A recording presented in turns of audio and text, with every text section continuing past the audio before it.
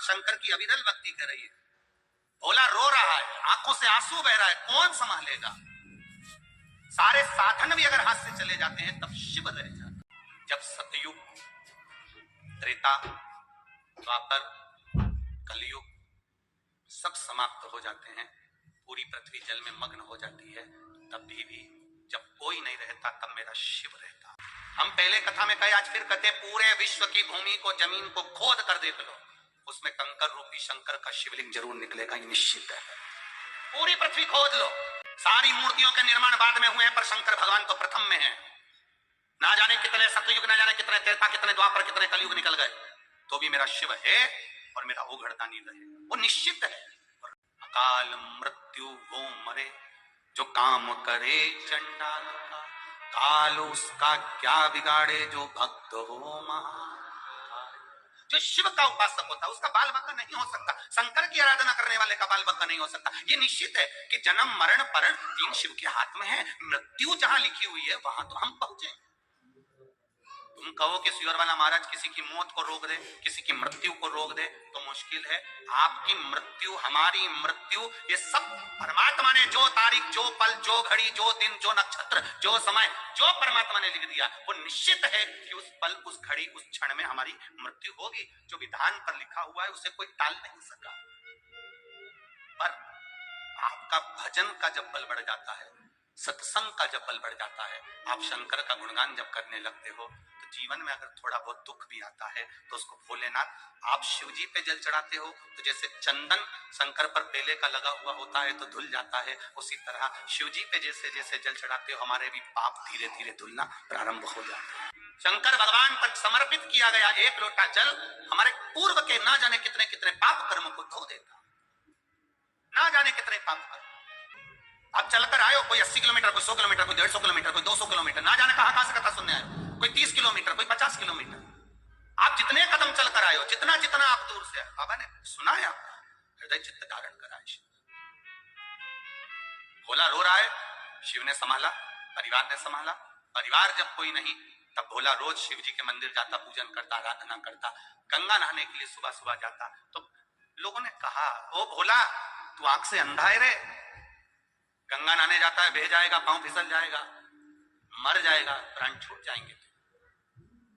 बोला तू आंख से अंधा है, तुझे दिखता नहीं है? ये भोला तुझे दिखता नहीं है, पांव फिसल जाएगा तेरा, तू मर जाएगा, पानी में गिर जाएगा, गंगा में डूब जाएगा। अब एक शब्द भोला का याद रखना, आप सबसे निवेदन, इस शब्द को मत भूलना। भोला कह रहा है कि मुझे नहीं दिखता पर मेरे महादेव को तो दिखता है। भोला कह रहा है मुझे नहीं दिखता पर मेरे महादेव को तो दिखता है। एक बात आप लोगों को कही थी अभी रायपुर की कथा में, अंधे व्यक्ति की हड्डी कभी नहीं टूटती गिर के,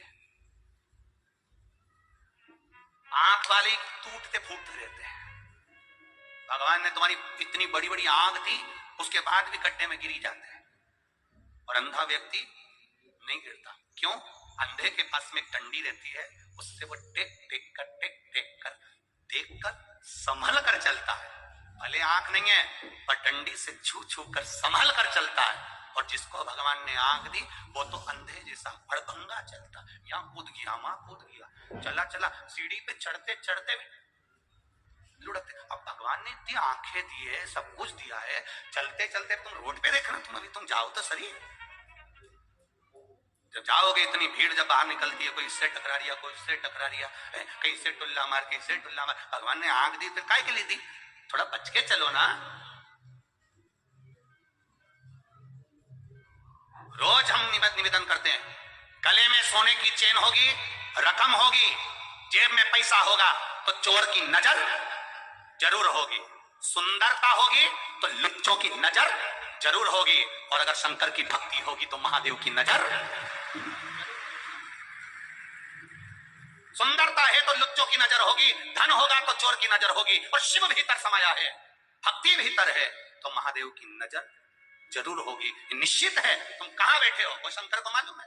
बोला कह रहा है मेरी आंख नहीं तो क्या हुआ, महादेव तो देख रहा है। मैं नहीं देख सकता तो क्या हुआ, मेरा महादेव तो देख रहा है। आप किसी के साथ बुरा करेंगे, कोई नहीं देख रहा, और महादेव तो देख रहा है। आप अच्छा करेंगे, कोई आपका यश गुण नहीं गा रहा, सब दूसरे का नाम ले रहा। मेरा तो कोई बोल ही नहीं रहा, मैंने तो इतना खर्चा करा, मैंने तो ऐसा करा, मैं तो जजमान बना, मेरा तो नाम ही नहीं आया, मेरे तो ये नहीं आया। तो अपने को टेंशन नहीं लेना, तुम तो बस तुमने कर दिया, आगे उसने देख लिया। हमें अपना गुणगान नहीं चाहिए। भोला ने कहा मेरा महादेव देख रहा है। रोज गंगा नहाने जाता, गंगा जी में नहाकर वापस आता, शिव मंदिर जाता, शंकर जी के मंदिर में बैठा था। आज किसी ने कह दिया अपनी काशी में शंकर भगवान का एक बड़ा अनुष्ठान होने वाला है, भगवान शिव की सत्संग होने वाला है, प्रवचन होने वाला है, कोई कथा होने वाली है। उन्हें सुना और भोला ने मन में विचार कर लिया मैं भी जाऊंगा उस प्रवचन में। रात का समय था, किसी ने कहा इतनी रात को जाएगा, तो भोला बोला हमारी आंख ही नहीं, तो हमें दिनों रात से मतलब ही क्या। सत्संग करने वाला, भजन करने वाला, कीर्तन करने वाला रात और दिन नहीं देखता। हमसे लोग कहते बताओ गुरुजी, श्री शिवाय नमस्तुभ्यम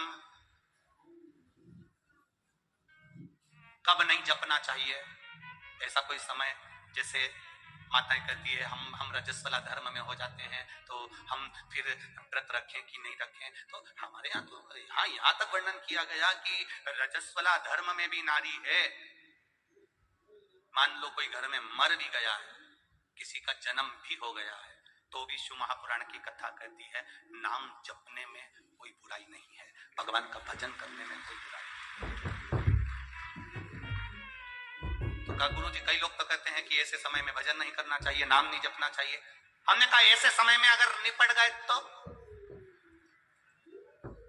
हर पल, हर घड़ी, हर क्षण, ऐसा कोई क्षण ही ना जाए, ऐसा कोई घड़ी ना जाए, ऐसा कोई पल ही ना जाए। जैसे पशुपति व्रत करते हो, तो पशुपति व्रत करते हो तो बीच में रजस्वला धर्म पड़ जाता है एक आध सोमवार को।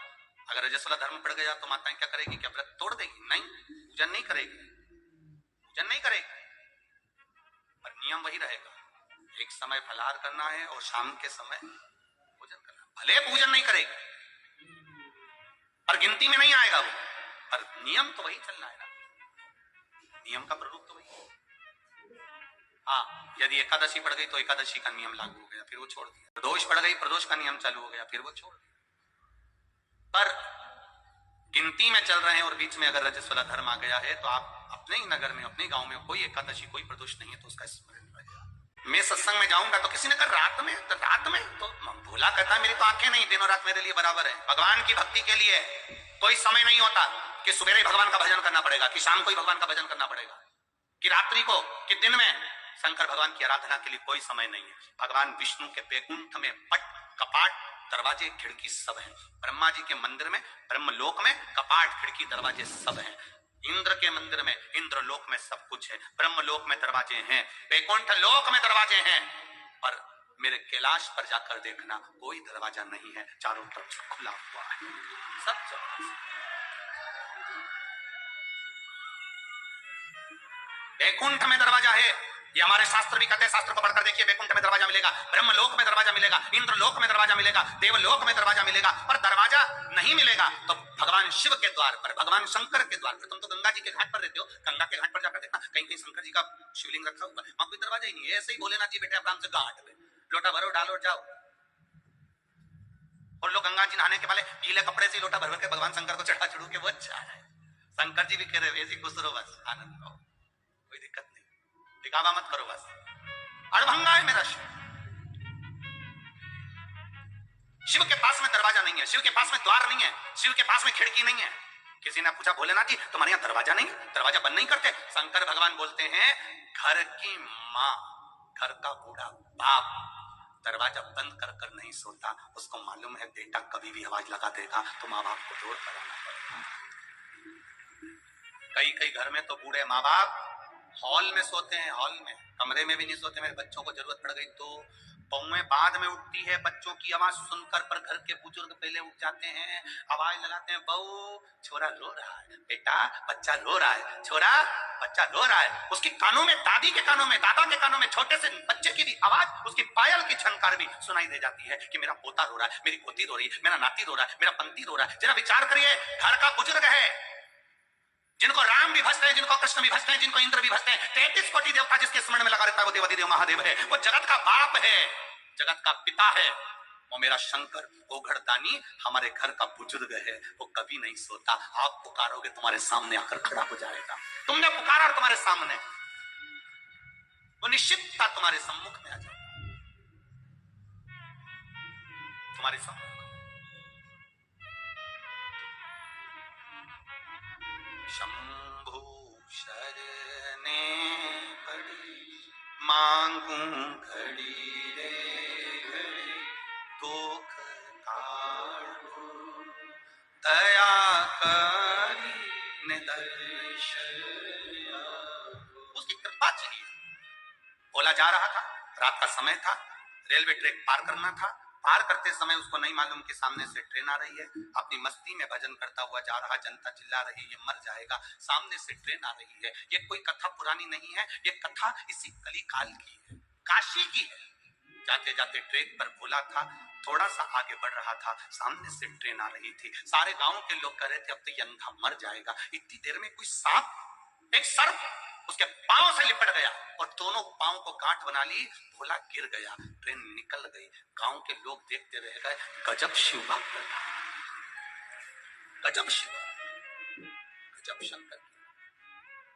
ट्रेन गई, सांप भी पांव से लिपटा हुआ, वो सर्प भी निकल कर चला गया, सर्प भी चला। किस रूप में मेरा महादेव आता है हमको नहीं मालूम।